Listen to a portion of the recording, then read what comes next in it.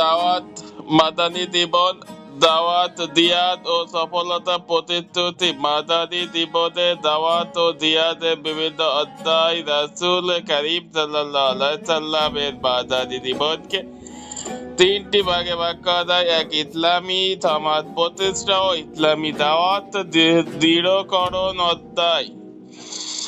এ অধ্যায়ে মদিনার ভিতরে শত্রুরা যেমনি উস্কে দিয়েছে একের পর এক বিশৃঙ্খলা বিভেদের দাবানল, ঠিক তেমনি ভাবে বাইরের শত্রু সেনারাও ঢেউয়ের পর ঢেউ হয়ে আছড়ে পড়েছে মদিনার বুকে। উদ্দেশ্য ছিল ইসলামের মূল উৎপাটন করা, একেবারে গোড়া থেকে তাকে তুলে সজোরে জমিনে আছড়ে ফেলা। কিন্তু এই অধ্যায় সমাপ্ত হয় হিজরি ৬ষ্ঠ বছরের যুলকাদমাতে হুদাইবিয়া সন্ধির মাধ্যমে, যেখানে মুসলমানদের নিরঙ্কুশ বিজয় অর্জিত হয়েছিল। বছরের পর বছর ধরে চলে আসা মামলায় তারা কাফেরদের উপর জয়ী হয়েছিল।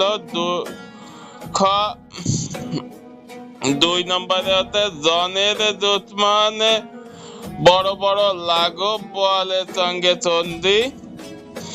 পৃথিবীর দিক দিগান্তে বিভিন্ন রাজা বাচ্চাদের নিকট ইসলামের দাওয়াত পৌঁছে দেওয়া, তার দিকে ওত পেতে থাকা শত্রুদের ষড়যন্ত্র ব্যর্থকরণ ও নবীর জীবনের এই অধ্যায় শেষ হয়েছিল হিজরি ৮ম বছর রমজান মাসে মক্কা বিজয়ের মাধ্যমে।